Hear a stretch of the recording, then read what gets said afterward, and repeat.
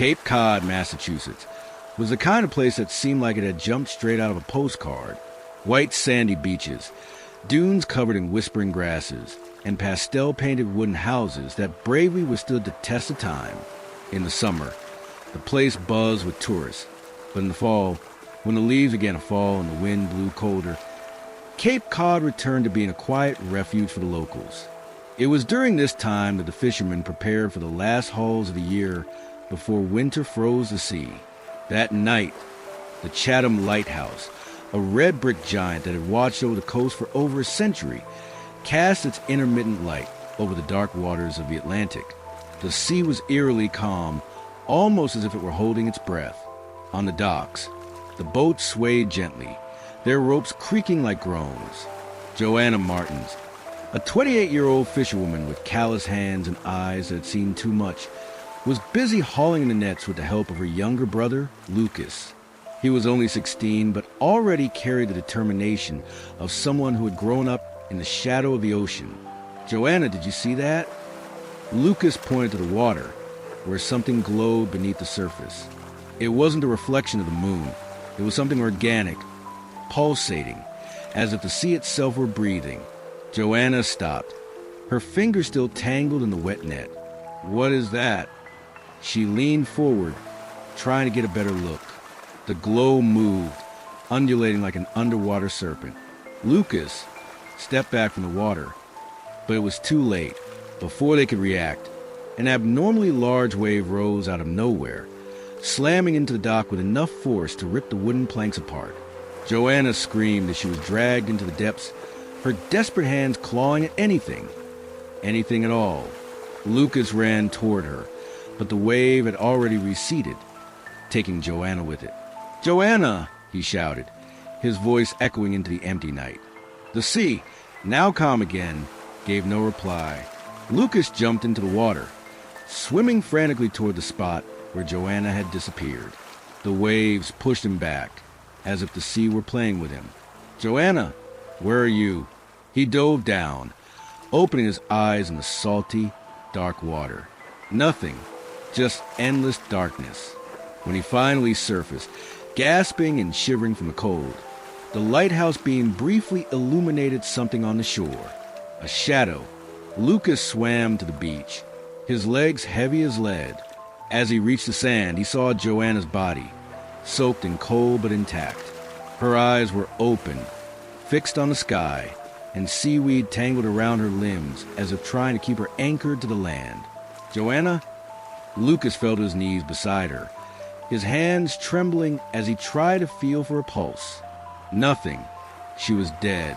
But then, why were her eyes open? Dr. Elias, the village doctor, arrived minutes later, drawn by Lucas's shouts.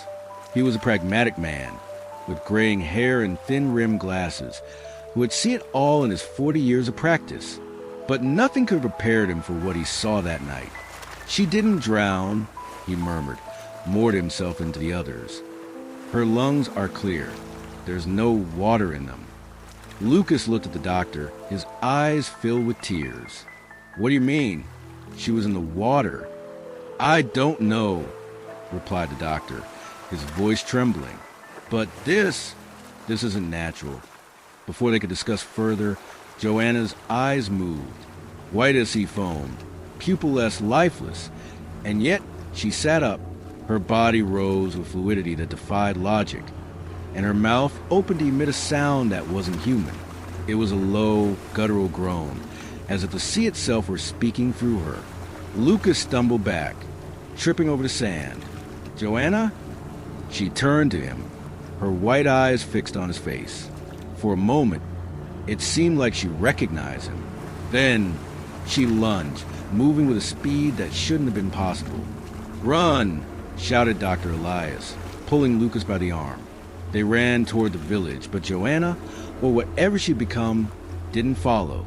Instead, she turned to sea and began walking toward the waves, disappearing beneath the surface.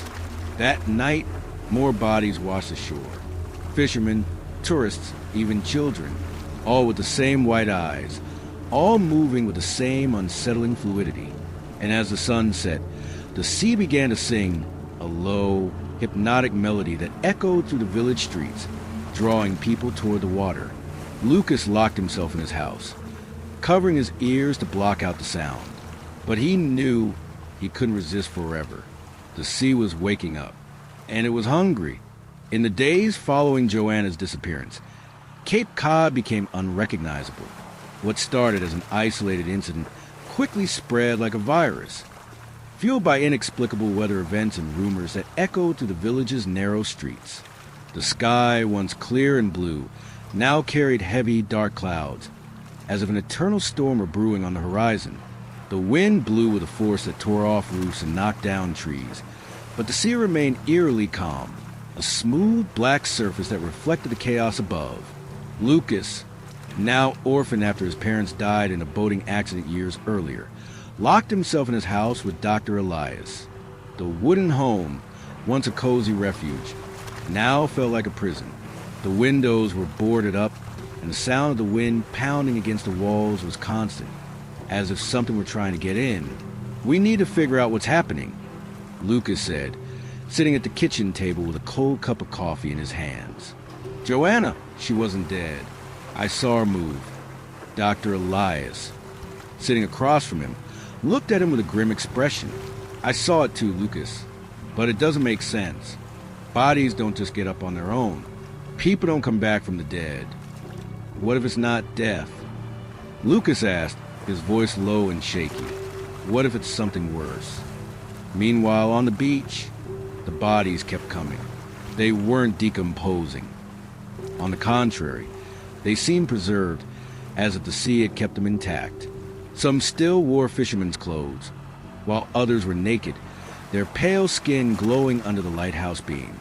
And they all had the same white eyes, lifeless but filled with disturbing intent. The villagers began gathering at the local church, a small wooden building that had withstood storms and hurricanes for over a century. Reverend Thomas, an elderly man with a deep, authoritative voice, tried to calm the congregation.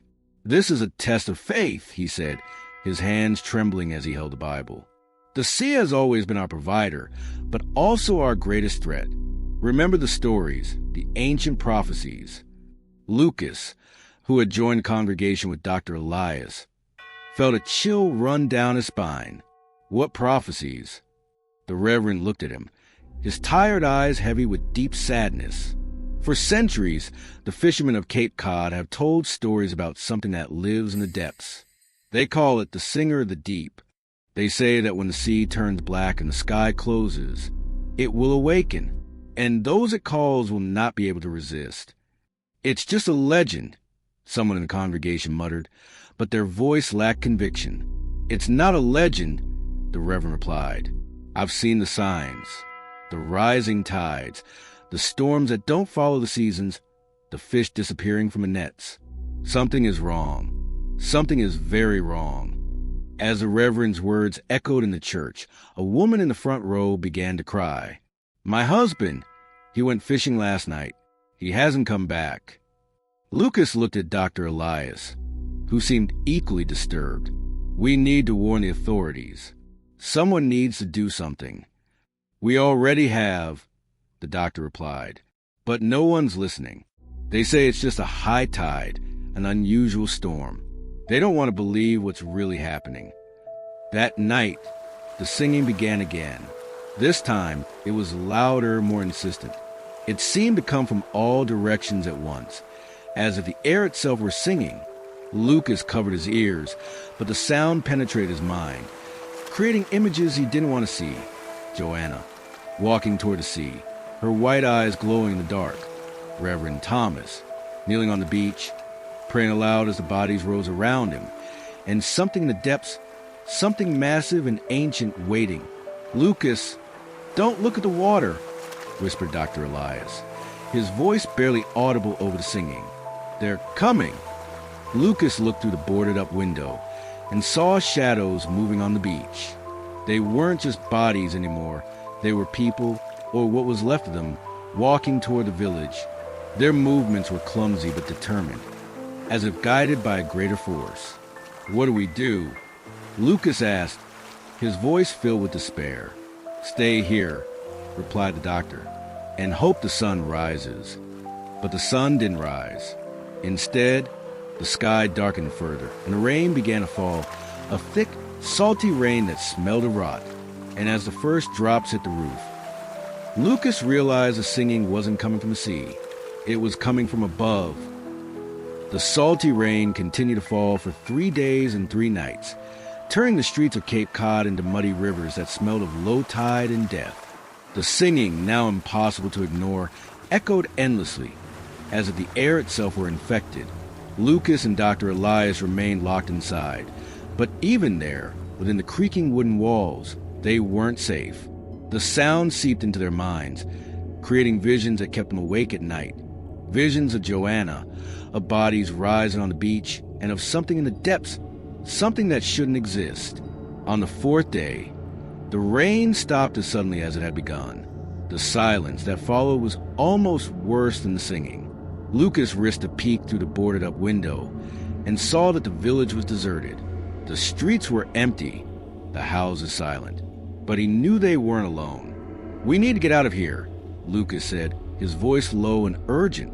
"We can't stay trapped in this place." Dr. Elias nodded, but his eyes were distant, as if he were listening to something Lucas couldn't hear. "Where do we go? The sea is in every direction." "Inland," Lucas replied. "To Boston. Someone there will help us." They left the house at dawn, carrying backpacks with the little food and water they had. The air was heavy, carrying a metallic smell that made Lucas nauseous. As they walked through the deserted streets, he noticed that the doors of the houses were all open, as if the residents had fled in a hurry or been taken. "Look," whispered Dr. Elias, pointing at something on the ground. It was a footprint, but not a human one. It was too large, with claw marks that seemed to be made by something that walked on 4 legs, or crawled.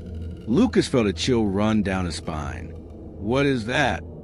"I don't know," replied the doctor, his voice trembling, "but it's not natural."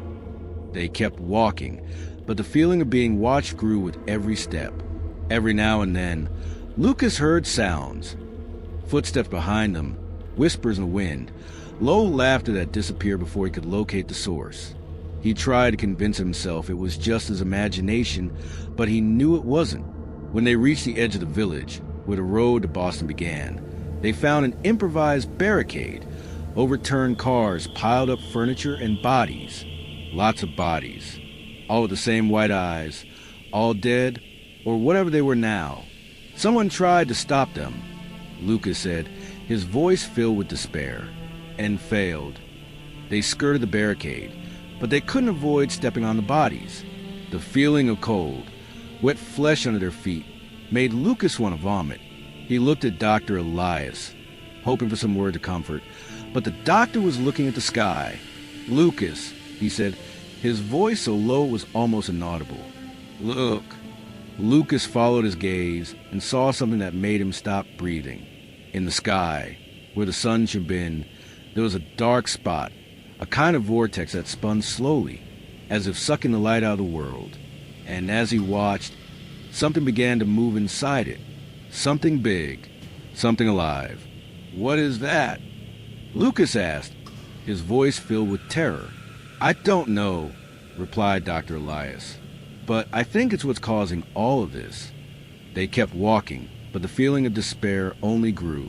The vortex in the sky seemed to be expanding, and the singing, now coming from all directions, was getting louder. Lucas felt an irresistible urge to look back, but he knew he shouldn't. He knew that if he looked, he would see something that would destroy him. When they finally reached the road to Boston, they found an abandoned car, its doors open and the engine still running. Lucas looked at Dr. Elias, waiting for a decision, but the doctor was looking at something on the horizon. "Lucas," he said, his voice filled with deep sadness, "I think it's too late." Lucas followed his gaze and saw what he was looking at. On the horizon, where Boston should have been, there was a wall of water, a gigantic wave that rose like a mountain, ready to swallow everything in its path. "What do we do?" Lucas asked, his voice filled with despair.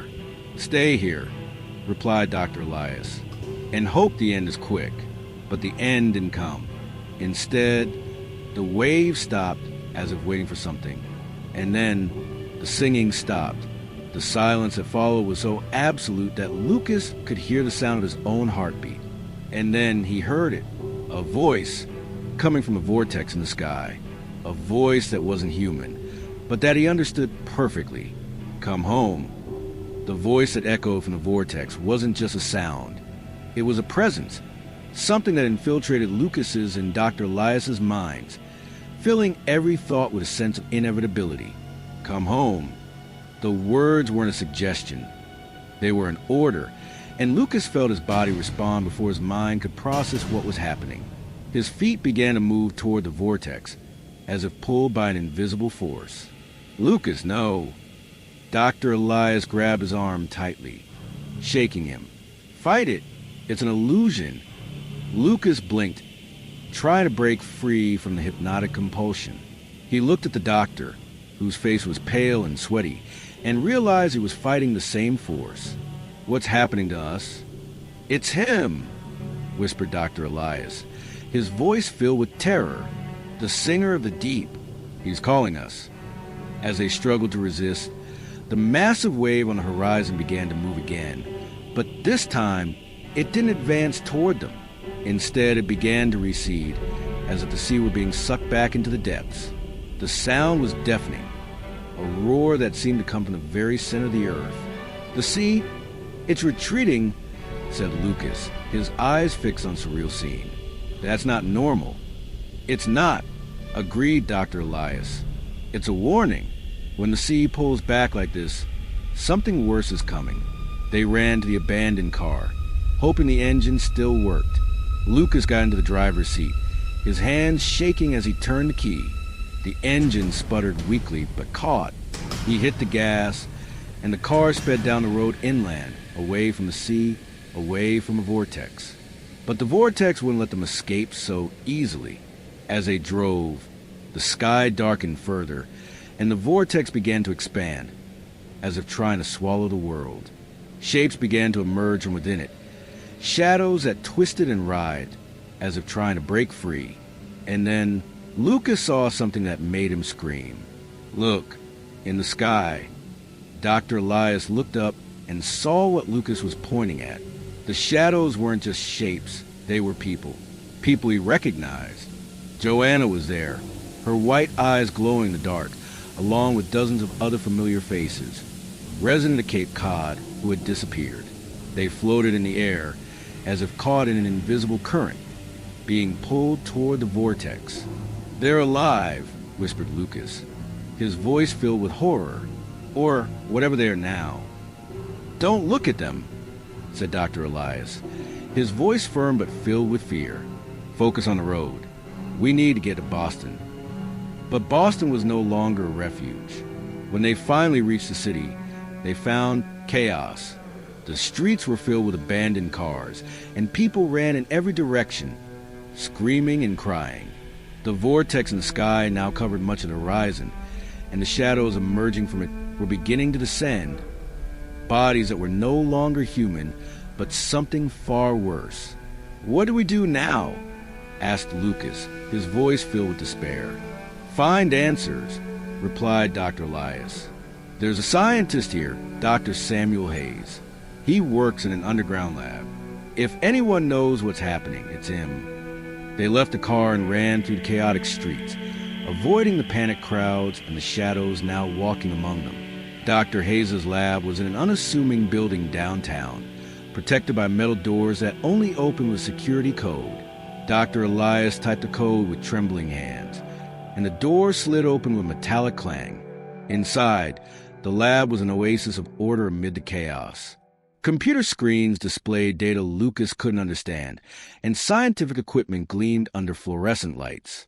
In the center of the room, a gray-haired man with tired eyes was typing furiously on a keyboard. Dr. Hayes, called Dr. Elias. We need your help. The scientist looked at them, his eyes filled with a mix of relief and despair. You're alive. Good. That means there's still hope. What's happening? Asked Lucas, his voice urgent. Dr. Hayes sighed, rubbing his face with his hands. For years, we've been monitoring anomalous activity in the ocean's depths. Something has been awakened, something that's been dormant for millennia. We call it the entity. It's communicating with us, but not in a way we can fully understand. The vortex, the shadows, the singing, it's all part of a ritual. It's trying to break free. Break free from what? Asked Dr. Elias. The depths, replied Hayes. It was trapped there for a reason. If it escapes, there will be no world as we know it. Lucas felt a chill run down his spine. And what could we do to stop it? Hayes looked at him, his eyes heavy with deep sadness. Nothing. Unless what? Pressed Lucas. Unless we find the key to lock it away again. And I think I know where it is. Dr. Hayes' lab was a maze of narrow hallways and rooms filled with equipment Lucas could barely comprehend. The scientist led them to a back room, where a large screen displayed sonar images of the ocean floor. The images showed a massive structure, something that looked like a sunken city, with twisted towers and passages that stretched into the dark abyss. What is that? Asked Lucas, his eyes fixed on the screen. That's where it's trapped, replied Hayes. Or rather, where it was trapped. The structure is ancient, far older than any human civilization. We call it the prison. And inside it, there's a key, an artifact that can seal the entity again. And how do we get there? Asked Dr. Elias, his voice filled with skepticism. The ocean's in turmoil, and those things are everywhere. Hayes looked at them, his eyes gleaming with a dark determination. There's a submarine, an experimental model, capable of withstanding extreme pressures. It's in an underground hangar near the harbor. If we can get there, we can use the sub to reach the prison. Lucas felt a knot form in his stomach. The idea of descending into the depth of the ocean, where the entity was waiting, was terrifying, but he knew there was no other choice. Let's go, he said, his voice firm. But we need to hurry. They left the lab and ran through the streets of Boston, which were now almost completely deserted. The vortex in the sky had grown even larger, and the shadows emerging from it were becoming more solid, more real. Lucas could see their faces, faces of people he knew, people who had disappeared. Joanna was among them, her white eyes glowing with a light of their own. Lucas, she whispered, her voice echoing in his mind. Come home. He shook his head, trying to shake off the voice. It's not real, he muttered to himself. She's not here. When they finally reached the underground hangar, they found the submarine, a black metal beast that looked more like a spaceship than a sea vessel. Hayes quickly guided them inside, and soon they were descending into the depths of the ocean. The journey was harrowing. The submarine rocked violently, and the sound of the hull creaking under the pressure was deafening. Lucas felt like the vessel could collapse at any moment, crushing him like a soda can. We're getting close, said Hayes, his eyes fixed on a screen that showed the submerged prison. Get ready. When the submarine finally stopped, they were facing a massive entrance, a portal that seemed to have been carved from black stone, with ancient runes etched into its surface. Hayes led them to the entrance, where a small chamber held the artifact, a crystal sphere that glowed with a faint light. This is the key, said Hayes, carefully picking up the sphere. If we can activate it, we can seal the entity again. But before they could do anything, the submarine was struck by something massive. The lights flickered, and the sound of metal being crushed echoed through the vessel. What was that? Shouted Lucas, gripping a handrail to stay upright. Hayes looked at the screen, his eyes filled with terror. It's here! The screen showed a colossal shape moving in the depths, a mass of tentacles and eyes that shouldn't exist. The entity had found them. The submarine rocked violently, and the sound of metal being crushed echoed through the vessel. Lucas gripped a handrail, his knuckles white, while Dr. Elias and Dr. Hayes stumbled on the tilted floor. The lights flickered, and for a moment, everything went dark. When the lights came back on, the screen showing the entity was filled with static, but the outline of the thing was still visible. a mass of twisted tentacles, glowing eyes, and a mouth or mouths that seemed to stretch into infinity. "It's attacking us!"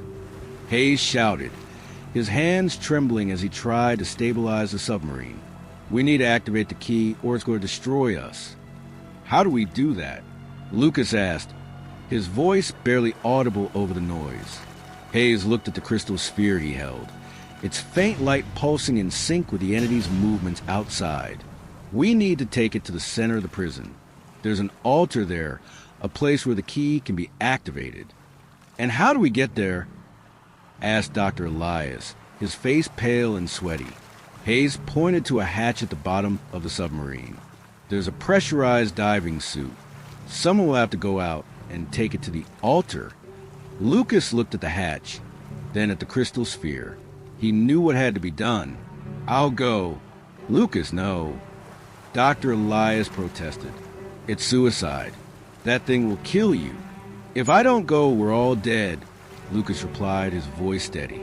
"And I can't let that happen." Hayes helped Lucas into the diving suit, a heavy, uncomfortable piece of equipment that felt more like armor than clothing. The crystal sphere was placed in a special backpack, strapped to Lucas's back. Before he left, Hayes looked him in the eye, his expression grave. "When you reach the altar, place the sphere in the center and recite these words." He handed Lucas a piece of paper with ancient runes written on it. "They'll activate the key. But be careful. The entity will do everything to stop you." Lucas nodded, his mouth dry. He knew the odds of survival were slim, but there was no other choice. He opened the hatch and plunged into the dark, icy waters. The ocean felt alive. The water was filled with glowing particles that pulsed with a faint light, as if reacting to the entity's presence. Lucas swam toward the prison, his movements slow and heavy under the weight of the suit. The submerged structure was even more imposing up close. Twisted towers that seemed to have been carved by giant hands and passages that stretched into the dark abyss. He entered the prison, following Hayes' instructions. The interior was a maze of narrow corridors and chambers filled with ancient artifacts. Statues of creatures that shouldn't exist, and inscriptions that seemed to tell the story of a lost civilization. Lucas felt like he was being watched, but every time he looked back, there was nothing there. Finally, he reached the center of the prison, a massive chamber with an altar in the middle. The altar was a structure of black stone, with runes that glowed faintly. Lucas approached, his breathing heavy inside the suit. He placed the crystal sphere in the center of the altar and began to recite the words written on the paper. "Thara Emhalith, Ziadam." The sphere began to glow brighter, and the runes on the altar did the same. Lucas felt a wave of energy pass through him, as if the ocean itself were reacting. But then, he heard something, a low, guttural sound that seemed to come from all directions at once. The entity was there. It emerged from the shadows, its massive tentacles and eyes writhing toward Lucas. He continued to recite the words, his voice shaking but determined. The sphere glowed brighter, and the runes on the altar began to move, as if they were alive. The entity lunged, its tentacles reaching for Lucas. He knew he didn't have time to finish the ritual. He looked at the sphere, then at the entity, and made a decision. He grabbed the sphere and threw it at the entity. The sphere exploded in a blinding light, and the entity let out a scream that echoed through the depths. The light spread, enveloping the entity and the prison in a wave of energy that seemed to come from the very core of the earth. Lucas was thrown back, his body slamming against a stone wall. When the light finally faded, the entity was gone. The prison was silent, and the runes on the altar had stopped glowing. Lucas looked around, his breathing heavy. He had done it. He had sealed the entity. But then, he heard something, a voice, coming from within his mind. "You thought you could trap me?" Lucas felt a chill run down his spine. The voice was the entity's, but it was also Joanna's and all the others who had disappeared.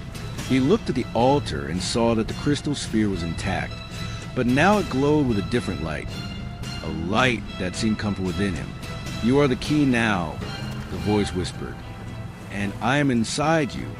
Lucas screamed, but the sound was swallowed by the depths of the ocean. He felt something moving inside him, something ancient and powerful. He knew the entity hadn't been sealed. It had been transferred, and now it was inside him. Lucas woke up on the beach, his body soaked and cold. The sky was clear, and the sun shone as if nothing had happened. He looked around, confused. The vortex was gone, and the sea was calm, almost peaceful.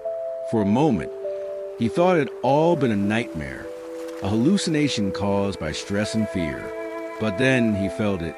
It was a presence, something moving inside him, like a parasite nesting in his heart. He could feel the entity, its mind, its thoughts, its hunger. It was there, inside him, waiting. Lucas. He turned and saw Joanna, or what was left of her. Her eyes were still white, but now there was a spark of recognition in them. She stood in the water, the waves lapping at her feet. "You did this," she said, her voice echoing in his mind. "You brought us back." Lucas stepped back, his heart pounding. "I didn't mean to. I just wanted to stop it." "And you did," Joanna replied. "But now you are it. You are the bearer." Lucas looked at his hands, which trembled uncontrollably. He could feel the entity's power flowing through him, an ancient and corrupt energy that promised destruction and rebirth. He knew he couldn't resist for long. The entity was growing inside him, consuming his mind, his soul. "What do I do?" he asked, his voice filled with despair. Joanna smiled, a sad, pitying smile. "You already know." Lucas closed his eyes, feeling the tears stream down his face. He knew what he had to do. He couldn't let the entity escape again. He couldn't let it use his body to destroy the world. He stood up, his legs shaky, and walked toward the sea. The water was cold, but he didn't feel it. He kept walking, feeling the entity writhe inside him, trying to stop him. But he was stronger, at least for now. "I won't let you win," he whispered, his voice filled with determination. He dove into the waves, feeling the water close over his head. The entity fought, its tendrils of energy writhing inside him. But Lucas kept swimming deeper, deeper. He could feel the pressure increasing, crushing his body, but he didn't stop. Finally, he reached the bottom of the ocean, where the prison was. He entered the central chamber, where the altar still glowed faintly. He placed his hands on the altar, feeling the entity's energy flow into it. "I am the key," he whispered, his voice echoing in the depths, "and I will seal you forever." He closed his eyes and focused all his strength, all his will on one thing, trapping the entity inside him forever. He felt a wave of energy pass through him, and then everything went dark. Years passed since Lucas disappeared into the depths of the ocean. The world slowly recovered, but the scars remained, abandoned coastal cities, stories of creatures walking the beaches at night, and a lingering fear of the sea. But in the depths, something still waits. Lucas is there, trapped at the altar, his body motionless but his mind still alive. He can feel the entity, struggling to break free, but he holds it trapped, using his own life as a prison. And sometimes he hears the singing, a low, hypnotic melody that echoes in the depths, calling to him, "Come home." But he resists. He knows that if he gives in, the world will be lost. And so he waits, in the depths of the ocean, the bearer of the entity, the guardian of the world, waiting forever.